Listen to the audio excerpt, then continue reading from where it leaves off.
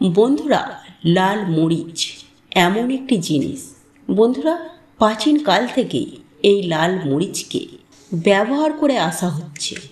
বিভিন্ন তন্ত্র মন্ত্রতেও এই লাল মরিচকে ব্যবহার করা হয়।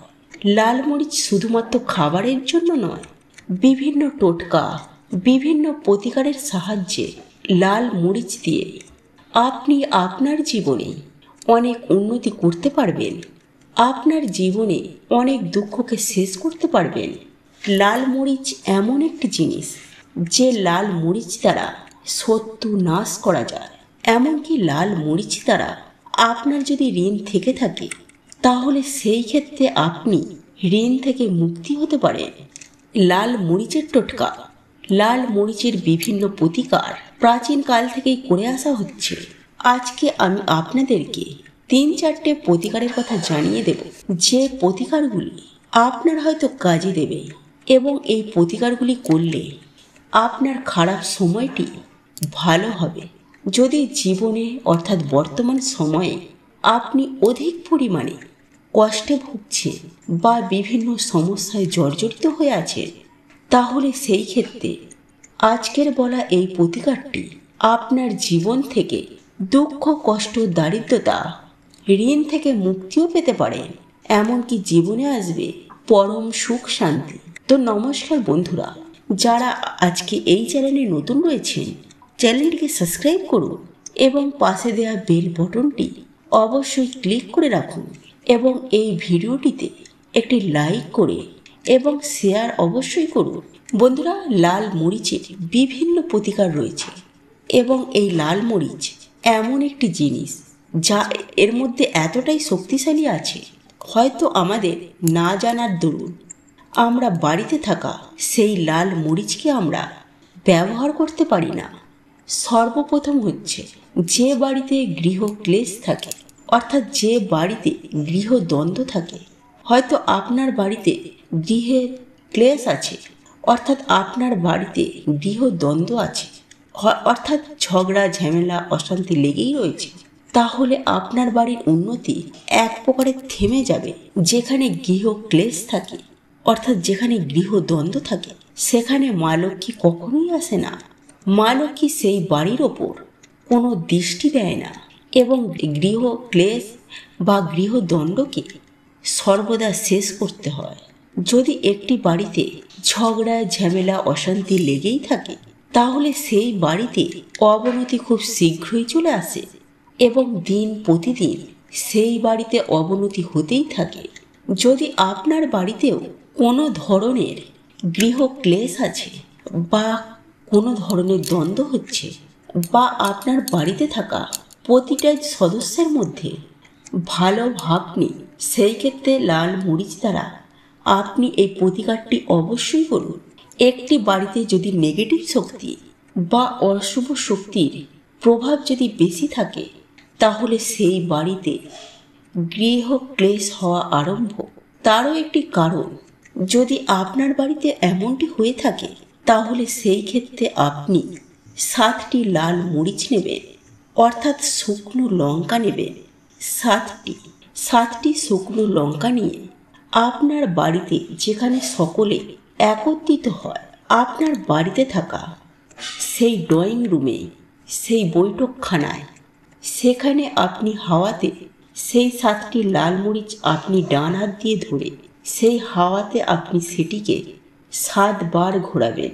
সেই ঘোরানোর পর আপনি ওই 7টি লাল শুকনো লঙ্কা যে কোনো প্রবাহিত জলে, যেই জল এক জায়গায় স্থির থাকে না, সেই প্রবাহিত জলে সেটিকে ভাসিয়ে দেবেন। এতে আপনার বাড়িতে যদি কোনো নেগেটিভ শক্তি বা অশুভ শক্তি থাকে বা অশুভ শক্তি থেকে থাকে, যার ক্ষেত্রে গৃহ ক্লেশ হচ্ছে আপনার বাড়িতে, অর্থাৎ শান্তি শেষ হয়ে গেছে, সেই ক্ষেত্রে অশুভ প্রভাব আপনার বাড়ি থেকে দূর হয়ে যাবে। যদি আপনার ধনের প্রয়োজন, যদি আপনার জীবনে টাকার অভাব চলছে, যদি আপনি অর্থ সংকটে আপনি ভুগছেন, তাহলে আপনি সেই ক্ষেত্রে লাল মরিচের এই প্রতিকারটি অবশ্যই করবেন। আমাদের বাড়িতে টাকা পয়সা উপার্জন বৃদ্ধি করার জন্য বলা হয় যে ও মা লক্ষ্মীর কৃপা থাকা অত্যন্ত দরকার। যারা মা লক্ষ্মীকে বাঁধতে পারে, অর্থাৎ যারা মা লক্ষ্মীকে বন্ধন করতে পারে, সেই বাড়িতে লক্ষ্মীর কৃপা পড়ে। আর যেখানে লক্ষ্মীর কৃপা পড়বে সেই বাড়িতে রাতারাতি উন্নতি হয়। সেই বাড়িতে থাকা প্রতিজন সদস্যরা খুব শীঘ্রই বড়লোক হয়ে যায়। সেই বাড়িতে লোকজনেরা খুব সহজেই বড়লোক এবং ধনী ব্যক্তি হয়ে ওঠে। ধরুন, যদি আপনার ধনের অভাব চলছে বা অর্থ সংকট চলছে, আপনি চেষ্টা করছেন ধন উপার্জন করতে পারছেন না, তাহলে সেই ক্ষেত্রে আপনি 7টি লাল মরিচ নেবেন, অর্থাৎ 7টি শুকনো লঙ্কা নেবেন। এইবার আপনার বাড়ির যে প্রধান দরজা রয়েছে সেই প্রধান দরজার ওপরে 7টি মরিচ দ্বারা একটি মালা তৈরি করবেন। আপনি সেই মালাটিকে প্রধান দরজার ওপর ঝুলিয়ে রাখবেন। এতে মা লক্ষ্মীর কৃপা আপনার বাড়ির ওপর থাকবে। আপনার বাড়িতে যদি কোনো কারণে আপনার বাড়িতে উপার্জনে বাধা আসছে, যদি কোনো কারণে আপনার ধন অর্থাৎ টাকা পয়সা থাকছে না, তাহলে সেই ক্ষেত্রে সেই অশুভ শক্তিটি, যে শক্তিটির জন্য আপনার বাড়িতে ধনের আগমন হচ্ছে না, সেই অশুভ শক্তি আপনার বাড়ি থেকে দূর হবে। যদি হঠাৎ করে আপনার খুবই টাকার প্রয়োজন, আপনি আর কোনো উপায় দেখতে পাচ্ছেন না, আপনার প্রচণ্ড টাকার দরকার, কিন্তু আপনি কোনো রাস্তা খুঁজে পাচ্ছেন না, তাহলে সেই ক্ষেত্রে 7টি লাল মরিচ নেবেন, অর্থাৎ 7টি শুকনো লঙ্কা নেবেন এবং সামান্য একটু লবণ নেবেন। এই 7টি লাল মরিচ ও লবঙ্গ নিয়ে আপনি সেই দিন কোনো ভিখারিকে, অর্থাৎ কোনো দরিদ্র ব্যক্তিকে দান করে দিন। যদি আপনার টাকার অভাব হচ্ছে, যদি হঠাৎ করে টাকার খুব প্রয়োজন হয়ে থাকে, আপনি কোনো না কোনো জায়গা থেকে টাকা আপনার জীবনে চলে আসবে। হয়তো যে টাকার জন্য আপনি চেষ্টা করছেন, হাতে টাকা পাচ্ছেন না, এই উপায়টি করলে আপনার সেই টাকার অভাবটি সেই সময়কার মতো দূর হয়ে যাবে। তাই বন্ধুরা, 7টি লাল মরিচ ও একটু লবণ নিয়ে যে কোনো ভিখারিকে বা দরিদ্র ব্যক্তিকে দান করুন। যদি দুর্ভাগ্য আপনার জীবন থেকে কিছুতেই যাচ্ছে না, অনেক কষ্ট করছেন কিন্তু আপনি কষ্টের কোনো ফল পাচ্ছেন না, বারংবার কষ্ট করার পরেও আপনার জীবনে অসফলতা চলে আসছে, তাহলে সেই ক্ষেত্রে লাল মরিচ দ্বারা আপনি আপনার দুর্ভাগ্যকে শেষ করতে পারবেন। আর এই লাল মরিচ দ্বারা আপনার কষ্টের যে ফল, সেই ফল আপনি অবশ্যই পেতে পারেন। আপনাকে সেক্ষেত্রে কি করতে হবে?